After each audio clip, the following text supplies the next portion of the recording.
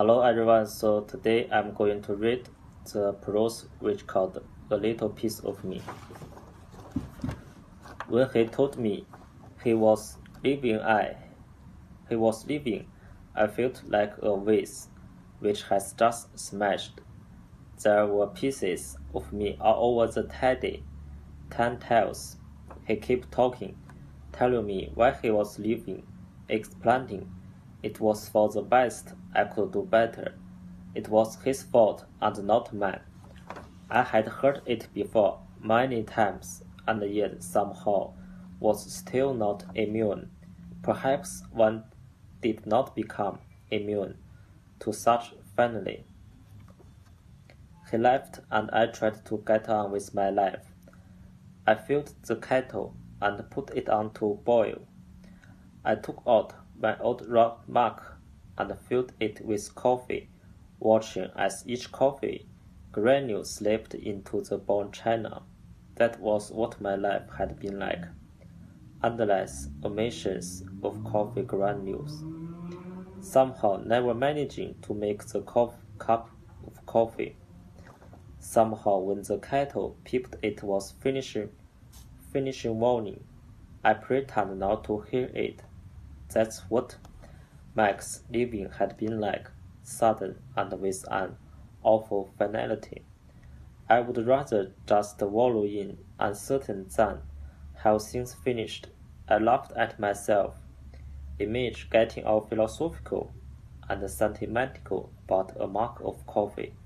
I must be getting old. And yet, it was a young woman who stared back at me from the mirror. A young woman full of promise and hope. A young woman with bright eyes and full lips just waiting to take on the world. I never loved Mike anyway. Besides, there are more important things, more important than love. I insist to myself firmly. The lid goes back on the coffee, just like clothes, on the whole Mike experience. He doesn't haunt my dreams as I feared that night. Instead, I'm flying far across fields and woods, looking down on those below me.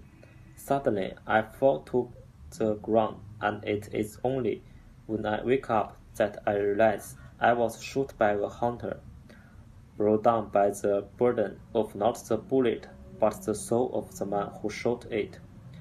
I realized later, with some degree of understanding, that Mike was the hunter holding me down, and I'm the bird that longs to fly. The next night, my dream is similar to the previous nights, but without the hunter. I fly free until I meet another bird who flies with me in perfect harmony. I realize with some relief that there is a bird out there for me. There is another person, not necessarily a lover, perhaps just a friend, but there is someone out there who is my soul mate. I think about being a broken vase again and realize that I have glued myself back together. What Mike has is merely a little part of my time in earth, a little understanding of my physical being. He has only a little piece of me.